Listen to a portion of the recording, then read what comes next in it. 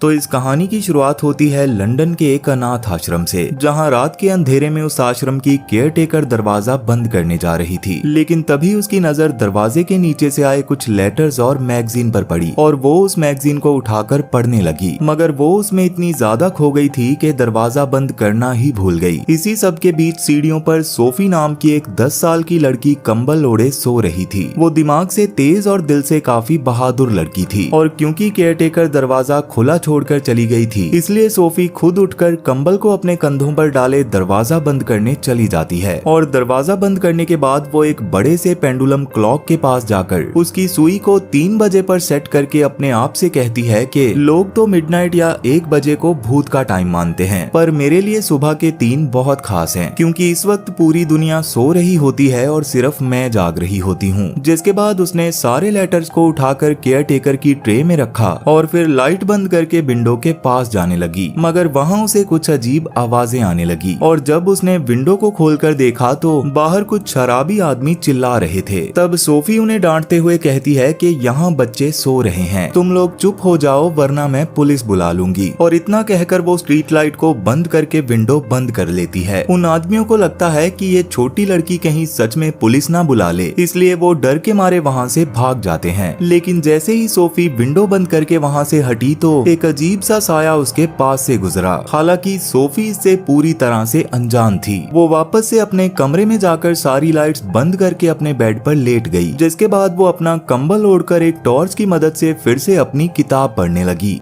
अब थोड़ी देर बाद जब केयर टेकर बच्चों को चेक करने आई तो सोफी जल्दी से टॉर्च बंद करके कंबल के नीचे छुप गई, और केयर टेकर के जाते ही वो फिर से टॉर्च जलाकर किताब पढ़ने लगी। लेकिन एक बार फिर से बाहर से आ रही एक आवाज ने सोफी को डिस्टर्ब कर दिया। तब सोफी सारे रूल्स को रिपीट करती है जो उसे केयर टेकर ने बताए थे, जैसे कि कभी पर्दे के पीछे मत देखना, कभी बेड से मत निकलना और कभी विंडो के पास मत जाना। पर वो उन तीनों रूल्स को काफी अच्छे से तोड़ती है। जिसके बाद वो बालकनी के पास गई जहां एक बिल्ली बैठी हुई थी। लेकिन तभी अचानक से वो देखती है कि एक बड़ा सा हाथ एक बिल्डिंग के पीछे से आ रहा था, जो कि एक कूड़ेदान को उठा रहा था। और इतने में ही उसे उस हाथ के साथ एक जायंट जैसा बड़ा सा चेहरा दिखाई दिया। असल में वो एक बहुत बड़ा और बूढ़ा जायंट था, जो सोफी को देखकर चौंक गया था। और सोफी भी उस जायंट को देखकर डर के मारे अपने बिस्तर में जाकर छुप जाती है। लेकिन वो जायंट सिर्फ सोफी को देखने नहीं आया था, बल्कि वो तुरंत भागकर आया और उसने विंडो में से अपना हाथ डालकर सोफी को उसके कंबल और किताब के साथ ही उठा लिया। जिसके बाद वो लंदन शहर में सोफी को उसके कंबल में लपेटकर भागने लगा। उसने सोफी को उसके कंबल में ऐसे लटका रखा था जैसे कोई कैरी बैग में सब्जी लेकर आ रहा हो, और वो बड़ी समझदारी से खुद को लोगों की नजरों से बचा भी रहा था। वो लोगों से बचने के लिए कभी दीवार बन जाता, कभी स्ट्रीट लाइट को कवर करता, तो कभी एक बड़ा पेड़ बनकर खड़ा हो जाता। और जब भागते हुए वो लंदन से बाहर आ गया तो उसने बड़े बड़े जंप्स लगाते हुए कंट्री साइड से समंदर पार करके बादलों के ऊपर एक अजीब सी जगह पहुंच गया। और अपने ठिकाने पर पहुंचने के बाद उसने सोफी को उसके कंबल के साथ एक पेड़ की डाल पर लटका दिया और खुद बैठकर एक अजीब सी सब्जी काटने लगा। तब सोफी उसको बिजी देखकर वहां से बचने का रास्ता ढूंढने लगती है। वो उस पेड़ की ब्रांच को फॉलो करते हुए एक खिड़की तक पहुंची और बहुत जोर लगाकर उसने खिड़की खोल ली। लेकिन इसी बीच गलती से उससे कुछ सामान गिर गया, जिसकी आवाज सुनकर वो जायंट उसके पास आकर कहता है कि तुम यहाँ कैद हो चुकी हो, और अगर तुम्हारे पास पंख नहीं है तो यहाँ से जाने का कोई रास्ता नहीं है। जिसके बाद वो खिड़की बंद करते हुए सोफी को एक फ्राइंग पैन में गिराता है और वापस से अपना काम कंटिन्यू करता है। जिसके दौरान सोफी उससे पूछती है कि ये कौन सी जगह है, तो वो बताता है कि ये जायंट्स का देश है। मगर ये सुनकर सोफी को यकीन ही नहीं हो रहा था और वो कहती है कि ऐसी कोई जगह नहीं होती। तब अचानक से एक जोरदार आवाज आती है और वो जायंट विंडो से देखकर उससे कहता है कि बाहर बाकी के जायंट्स हैं और उन सब का कुछ ना कुछ नाम होता है, जैसे किसी का नाम जंगल डिस्ट्रॉयर और किसी का नाम मैन ईटर है। ये सब सुनकर सोफी बहुत ज्यादा डर जाती है और उस जायंट से कहती है कि प्लीज मुझे मत खाना। मगर सोफी की बात सुनकर वो जायंट हंसते हुए बोला कि मैं इंसानों को नहीं खाता। तो सोफी ने पूछा कि फिर तुमने मुझे किडनैप क्यों किया है, जिस पर वो जायंट कहता है कि अगर मैं तुम्हें ऐसे ही छोड़ देता तो तुम सबको बता देती कि मैं एग्जिस्ट करता हूँ, और फिर इंसान हमें पकड़कर जानवरों की तरह जू में बंद कर देते। साथ ही वो उससे कहता है कि मुझे पता है तुम्हारे माँ बाप को तुम्हारी फिक्र हो रही होगी, जिस पर सोफी कहती है कि मैं अनाथ हूँ और मुझे अनाथ आश्रम बिल्कुल भी पसंद नहीं था। वहाँ काफी सख्त नियम थे और पनिशमेंट भी मिलती थी, जिस पर जाइंट का कहना था कि तुम्हारी केयरटेकर तो शैतान लगती है। अब जाइंट सोफी का चश्मा उसे वापस कर देता है, जिस दौरान सोफी पूछती है कि क्या बाकी जाइंट्स भी तुम्हारी तरह ही अच्छे हैं, तो जाइंट ने कहा नहीं, वो लोग तो सच में इंसानों को खा जाते हैं और मुझे तो वो लोग छोटा जाइंट कहते हैं। अभी जो भी जाइंट उसे बता रहा था सोफी को कुछ भी समझ नहीं आता, इसलिए वो उससे फिर से पूछती है कि तुम मुझे यहाँ क्यों लाए हो, जिस पर जाइंट कहता है कि मैं तुम्हें यहाँ इसलिए लाया हूँ ताकि तुम जाइंट्स के बारे में किसी और को ना बता सको और अब तुम हमेशा यहीं रहोगी। तब सोफी उससे रिक्वेस्ट करती है कि वो उसे वापस लंदन छोड़ आए और वो वादा करती है कि वो किसी को भी इस बारे में नहीं बताएगी, लेकिन जाइंट उसकी एक भी बात नहीं सुनता और अपना सूप तैयार करने लगता है, जिसे उसने कुछ अजीब सी सब्जियों से बनाया था, पर वो सूप उसे बिल्कुल भी पसंद नहीं आया। अब इस सब के बाद वो सोफी को कंबल से ढक देता है, पर सोफी उससे कहती है कि मैं यहाँ से भाग जाऊंगी। इतना सुनते ही जाइंट उसे पकड़कर कहता है कि अगर तुम यहाँ से भागी तो मैन ईटर जाइंट्स तुम्हें खा जाएंगे। जिसके बाद वो सोफी को एक शिप जैसे बेड के क्रोज नेस्ट में छोड़ देता है, जिसके दौरान सोफी उसकी ग्रामर सुधारने लगती है, मगर जाइंट को इससे थोड़ा बुरा लग रहा था क्योंकि वो चाहकर भी अपनी ग्रामर को ठीक नहीं कर सकता था। मगर उसको सैड फील करता देख सोफी ने उससे माफी मांगी। अब सोफी को नेस्ट में छोड़ने के बाद जाइंट ने अपना बैकपैक निकाला, जिसमें एक ग्लोइंग जार रखा हुआ था और वो सोफी से कहता है कि इसमें सपने हैं। तब सोफी बताती है कि उसे सपने नहीं आते क्योंकि उसको इंसोम्निया है, जिसकी वजह से उसको नींद नहीं आती। मगर ये जानने के बाद जाइंट ने उसकी किताब उठाई और उसे पढ़ना शुरू कर दिया और कुछ ही देर में सोफी को नींद आ गई। जिसके बाद जाइंट शांति से केव के पीछे चला गया, जहाँ एक लीवर को खींचते ही वाटरफॉल के पीछे एक दरवाजा खुल गया, जो कि उस जाइंट की सीक्रेट लैब का दरवाजा था और उस लैब में हजारों जार थे जिनमें सपने कैद थे। तब लैब में बैठकर उसने सपनों के कुछ स्पेशल इंग्रेडिएंट्स मिक्स करने शुरू कर दिए और जो सपना वो तैयार कर रहा था वो कोई आम सपना नहीं था, बल्कि वो एक डरावना नाइटमेयर था जो सिर्फ सोफी के लिए बन रहा था। वहीं कुछ घंटों के बाद जब सोफी की आंख खुली तो उसने देखा कि वो बूढ़ा जाइंट छिप जैसी बेड पर सो रहा था। तब सोफी ने तुरंत ही वहां से भागने का प्लान बनाया और वो धीरे से बेड को विंडो से बाहर धकेलने लगी, जिसके बाद वो कूदकर नीचे गिर गई। तब वो चुपचाप वहां से भागने लगी, लेकिन अभी वो ज्यादा दूर पहुंची भी नहीं थी कि तभी अचानक एक मीन जाइंट जाग जाता है और तुरंत सोफी को पकड़ लेता है। तब सोफी चीख कर बूढ़े जाइंट को बुलाती है, लेकिन वो उसकी मदद नहीं करता। वो सब कुछ देखते हुए भी चुप रहता है और इतने में ही वो मीन जाइंट सोफी को निगल जाता है, लेकिन असल में ये सब असली नहीं था। और जब सोफी की आंख खुलती है तो उसे समझ आता है कि ये बस उसका एक नाइटमेयर था, वही नाइटमेयर जो बूढ़े जाइंट ने उसके लिए बनाया था। अब सुबह उठने के बाद वो बूढ़ा जाइंट उसे उसके बेड से उठाकर टेबल तक ले जाता है और फिर कामली बोलता है कि उसने ये सब उसकी सेफ्टी के लिए किया था। जिसके बाद वो उसे ब्रेकफास्ट के लिए बिठाता है। तब सोफी एक बोतल देखती है जिसमें पानी ऊपर की बजाय नीचे फिज हो रहा था। तब वो जाइंट उसे बताता है कि इसका नाम फ्रोक्सकोटल है और यही एक ड्रिंक है जो जाइंट्स पीते हैं। और जैसे ही वो बूढ़ा जाइंट उसका एक सिप लेता है तो उसके मुंह से गैस के बुलबुले निकलते हैं और नीचे से रॉकेट की तरह गैस। पर तभी वहाँ एक और बहुत बड़ा जाइंट आ जाता है जिसका नाम था फ्लैश लम्पीटर, जो कि मैन ईटिंग जाइंट्स का लीडर होता है। वो उसे बताता है कि उसके पैर में चोट लग गई है और वो चाहता था कि बूढ़ा जाइंट अभी उसका इलाज करे। तब फ्लैश लम्पीटर को देखकर सोफी तुरंत ही टेबल के पीछे छुप जाती है। उस वक्त बूढ़ा जाइंट कहता है कि वो उसकी चोट को बाद में ठीक कर देगा, मगर फ्लैश लम्पीटर जिद करता है कि उसे काफी ज्यादा तकलीफ हो रही है, इसलिए उसे तुरंत इलाज चाहिए। तब बूढ़ा जाइंट एक पानी से भरी बाल्टी उठाता है, जिससे फ्लैश लम्पीटर थोड़ा डर गया था। जिसके बाद वो एक कपड़ा लाता है और उसकी चोट को साफ करने लगता है। मगर इलाज के दौरान फ्लैश लम्पीटर हवा में सूंघते हुए कुछ पूछता है कि कहीं तुम्हारे पास कोई नया इंसान तो नहीं है, क्योंकि मुझे उसकी स्मेल आ रही है। मगर वो बूढ़ा जाइंट इसके लिए मना कर देता है। इधर सोफी डर के मारे एक अजीब सी सब्जी स्नोज कंबर के अंदर छुपने लगी, पर तभी फ्लैश लम्पीटर कहता है कि उसे बहुत तेज भूख लगी है और इतना कहकर देखकर वो खाने के लिए कुछ ढूंढना शुरू कर देता है, जिसके दौरान उसे वही स्नोज कम्बर सब्जी मिलती है और बूढ़ा जाइंट उसे डिस्ट्रैक्ट करने के लिए कहता है कि जल्दी से यही खा लो। अब फ्लैशलाइट मीटर उसे बाइट करने ही वाला होता है कि तभी बूढ़ा जाइंट देखता है कि सोफी उसके अंदर छुपी हुई है, जिसे देखकर बूढ़ा जाइंट तुरंत कहता है कि तुझे तो सब्जियां पसंद ही नहीं है तो तू सब्जी क्यों खा रहा है। और इतना सुनते ही फ्लैशलाइट पीटर सब्जी गिरा देता है और फिर वो फ्रॉस्टकॉटल की बोतल उठाता है और जाने से पहले बूढ़े जाइंट से कहता है कि तू जाइंट्स के लिए एक इंसल्ट है। अब जैसे ही फ्लैशलाइट पीटर वहां से गया तो बूढ़े जाइंट ने उस सब्जी को टेबल पर रखा, जिसके अंदर से सोफी बाहर निकली जो बिल्कुल गंदी हो गई थी। तब बूढ़ा जाइंट अपना हाथ आगे करता है और सोफी हिचकिचाते हुए उसके हाथ पर चढ़ जाती है, जिसके बाद वो उसे अपनी लैब में ले जाता है जहाँ एक बड़ा सा पानी का टैंक रखा हुआ था। वो सोफी से कहता है कि तुम काफी गंदी हो चुकी हो, इसलिए तुम्हें नहा लेना चाहिए। तब वो जाइंट उसे पानी में नहला देता है और उसके बाद वो सोफी को सुखाने के लिए उसे बॉयलर के सामने बिठाता है, लेकिन सोफी के लिए वो जगह बहुत गर्म थी। जिसके बाद वो सोफी को टेबल पर रखता है और एक बॉक्स देता है जिसके अंदर इंसानों के काफी सारे कपड़े थे। तब सोफी एक वाइट शीट के पीछे जाकर कपड़े बदलती है। तब तक वो जाइंट उसका पूरा सामान एक ट्री के होल में रख देता है और उसने वहीं पर उसका बेड भी सेट कर दिया था।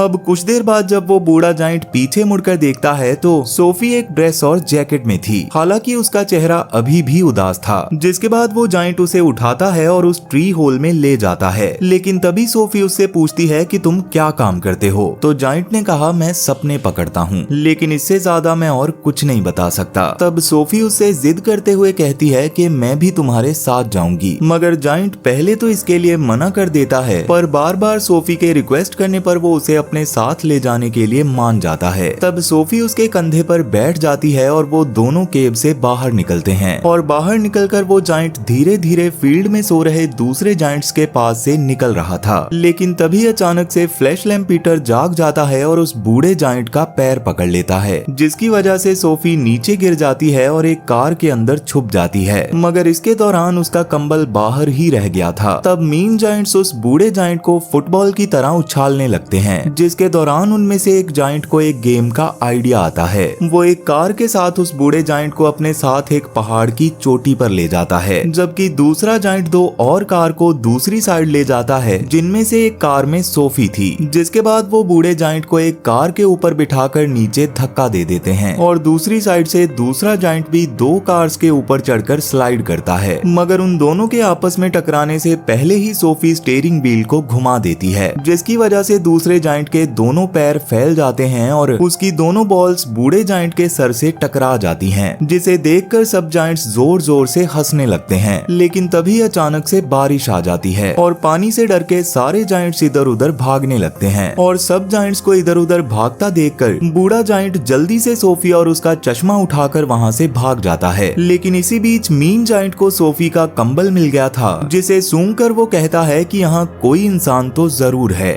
इधर बूढ़ा जाइंट सोफी को एक और बादलों के झुंड को पार करते हुए लैंड ऑफ ड्रीम्स तक आ जाता है, लेकिन फिलहाल उन्हें वहां पहुंचने में रात हो गई थी। तब वो बूढ़ा जाइंट सोफी से कहता है कि मैं सितारों, पेड़ पौधों और जानवरों की बातें सुन सकता हूं, और इतना कहते हुए वो सोफी को जमीन पर उतार देता है। जिसके बाद सोफी एक लेक के पास जाती है, जहाँ उसे पानी में काफी बड़े पेड़ की परछाई दिखाई देती है, जिसमें रोशनी के छोटे छोटे डॉट्स चमक रहे थे। हालांकि असल पेड़ में ऐसी कोई चमक नहीं थी। वहीं बूढ़ा जाइंट उसे अपने बारे में बताता है कि लोग पहले मुझे बिग फ्रेंडली जाइंट कहते थे। इतना कहते ही वो लेक में कूद जाता है और सोफी भी उसके पीछे पानी में कूद जाती है, जहां सोफी देखती है कि सपनों की दुनिया में पेड़ के पत्तों से सपने गिर रहे थे। तब वो जाइंट उनमें से एक सपने को पकड़ने की कोशिश करता है, लेकिन इतनी आसानी से वो उसकी पकड़ में नहीं आता। तब उस सपने को पकड़ने के लिए सोफी उसकी मदद करती है और जब वो सपना पकड़ लेते हैं तो उस सपने में सोफी को अपना चेहरा दिखाई देता है और वो जाइंट सोफी से कहता है कि अब तुम्हें भी सपनों को पकड़ना चाहिए। तब सोफी रोशनियों के पीछे भागने लगती है और एक रेड लाइट पकड़ लेती है, मगर रेड लाइट देखकर जाइंट तुरंत ही उससे वो छीन लेता है और कहता है कि ये एक बुरा सपना है, इसलिए इसे कभी मत छूना। इतना कहते ही अचानक से जायंट गायब हो जाता है और उसके ऐसे अचानक से गायब हो जाने से सोफी डर के मारे उसे आवाज लगाने लगती है। लेकिन वो जायंट लेक के बाहर आ गया था और वो सोफी को भी लेक के बाहर खींच लेता है। तब वापस जाते वक्त सोफी एक छोटी सी स्माइल करते हुए उससे कहती है कि अब से मैं तुम्हें सिर्फ BFG बुलाऊंगी। जिसके कुछ घंटों के बाद BFG और सोफी लंदन पहुंच जाते हैं, जहां पहुंचने पर BFG अपनी ड्रीम ट्रम्पेट का यूज करता है ताकि सोए हुए बच्चों को अच्छे सपने दे सके। ये सब काम करते वक्त वो सोफी को बताता है कि वो दुनिया जितना ही पुराना है और वो बच्चों के दिल की धड़कन भी सुन सकता है, यहाँ तक कि सोफी की भी। इसी बीच सोफी एक बच्चे को देखती है जो अमेरिकन प्रेसिडेंट के बारे में सपना देख रहा था और अब लंदन से निकलते वक्त अचानक BFG रुक जाता है क्योंकि उसे अचानक से मैन ईटिंग जायंट्स की आवाज सुनाई दी थी और वो भी लंदन से लौट रहे थे, जो कि शहर से लोगों को खाते हुए आ रहे थे। तब उनके जाने के बाद BFG सोफी से उसके कंबल के बारे में पूछता है तो सोफी कहती है कि उसका कंबल तो जायंट्स के लैंड पर ही रह गया था और ये सुनकर BFG परेशान हो जाता है।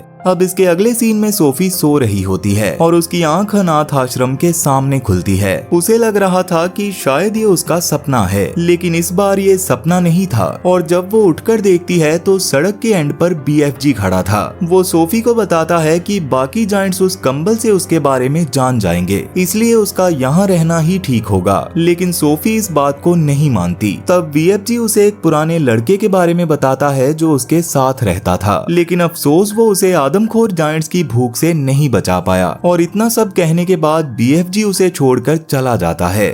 अब इसके बाद सोफी अपने बेड पर जाकर लेट जाती है। तभी उसे याद आता है कि BFG ने कहा था कि वो सब कुछ सुन सकता है, इसलिए वो बालकनी से नीचे कूदने का फैसला करती है क्योंकि उसे यकीन था कि BFG उसे पकड़ लेगा और उसने बिल्कुल सही सोचा था क्योंकि BFG सच में उसे पकड़ लेता है। जिसके बाद वो दोनों वापस जायंट्स के लैंड में चले जाते हैं, मगर वहाँ जाते वक्त फ्लैश लैम्प पीटर उन्हें देख लेता है। अब कुछ देर बाद वो लैब में जाकर प्लान बनाने लगते हैं कि तभी मीन जायंट्स लैब में घुस जाते हैं। वो लैब में जाकर सब कुछ तोड़ते हुए सोफी को ढूंढने लगते हैं, मगर सोफी उनसे बचते हुए अपने ट्री होल में छुप जाती है। लेकिन फिर भी एक मीन जायंट सोफी की महक से वहां पहुंच ही जाता है, इसलिए सोफी को वहां से निकलना पड़ता है और वो छुपते छुपाते लैब से बाहर चली जाती है, जिससे गुस्से में आकर मीन जायंट BFG के बैकपैक से सारा सामान निकाल कर फेंकने लगता है। इसी बीच सोफी एक दूसरे ट्री होल में चली जाती है, जहाँ उसे एक पुराने लड़के का कमरा मिला जो कि फर्नीचर और ड्राइंग से भरा हुआ था। और जब फ्लैश लैम्प पीटर उस तक पहुंचने वाला था तभी BFG हिम्मत करके उन सब जायंट्स को भगाने लगता है। वो पहले तो उन्हें एक गर्म लोहे से मारता है और फिर पानी से डराते हुए उन्हें भगा देता है।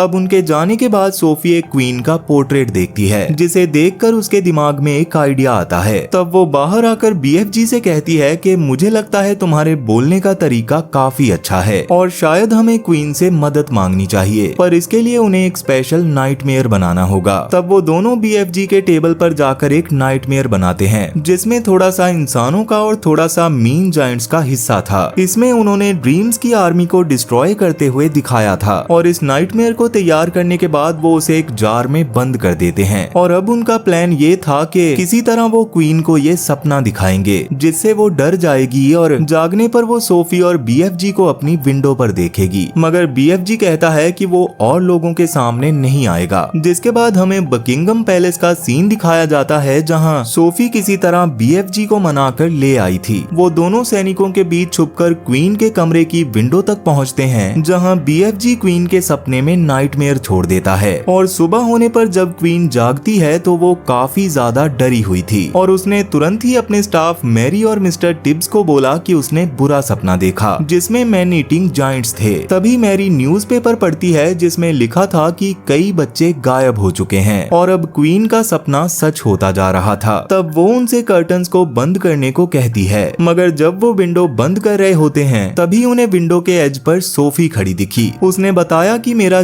जाइंट फ्रेंड मुझे यहाँ लाया है। पर BFG को देखकर मिस्टर टिब्स अपने सभी सैनिकों को गार्डन में बुला लेता है, मगर ये सब देखकर कहीं ना कहीं क्वीन समझ चुकी थी कि उसका सपना सच था। इसलिए वो सोफी से कहती है कि अपने दोस्त को बुलाओ, मैं उसे कुछ नहीं कहूंगी। लेकिन BFG उनके सामने आने से डर रहा था, मगर सोफी के समझाने पर वो हिम्मत करके फाइनली उनके सामने आ जाता है। पर तभी सारे सोल्जर्स उसे घेर लेते हैं, लेकिन क्वीन अपनी बात की पक्की थी। वो मिस्टर टिब्स से सभी सोल्जर्स को उससे दूर करने को कहती है, जिसके बाद BFG उसके पास आता है और क्वीन के सामने सर झुकाकर कहता है कि हम आपसे मदद लेने आए हैं। तब क्वीन भी इसके लिए एग्री करती है, लेकिन मदद करने से पहले कहती है कि पहले उसे तैयार होना पड़ेगा। अब थोड़ी देर बाद क्वीन तैयार होकर अपने मिनिस्टर्स और आर्मी चीफ्स को बुलाती है और अब सोफी को नए कपड़े मिलते हैं और साथ ही उसका मेकओवर भी होता है, जिसके बाद वो सब ब्रेकफास्ट के लिए जाते हैं। यहाँ तक कि BFG को भी पैलेस में बुलाया जाता है, जहाँ उसके लिए स्पेशल जॉइंट टेबल रेडी किया गया था, जिसके ऊपर BFG के लिए बहुत सारा खाना रखा जाता है। BFG ने पहली बार ऐसा खाना टेस्ट किया था और तब वो फैसला करता है कि वो अब कभी भी स्नॉज कुम्बर नहीं खाएगा। लेकिन उसे कॉफी पसंद नहीं आती और वो उसे बटलर्स पर थूक देता है, जिसके बाद वो अपने बैग से फ्रॉस्ट कॉटल निकालकर क्वीन को ऑफर करता है, जिसके दौरान सभी आर्मी लीडर्स आते हैं और क्वीन उन्हें ऑर्डर देती है कि BFG की गाइडेंस के साथ वो मीन जायंट्स को ढूंढकर उन्हें हराएं। उस वक्त BFG उन्हें बताता है कि उसका देश मैप पर नहीं है। तब वो सबको फ्रॉस्ट कॉटल पिलाता है, जिसे पीने के बाद सब लोग गैस छोड़ने लग गए थे, जिसके बाद क्वीन कहती है कि अब ऑपरेशन शुरू करो।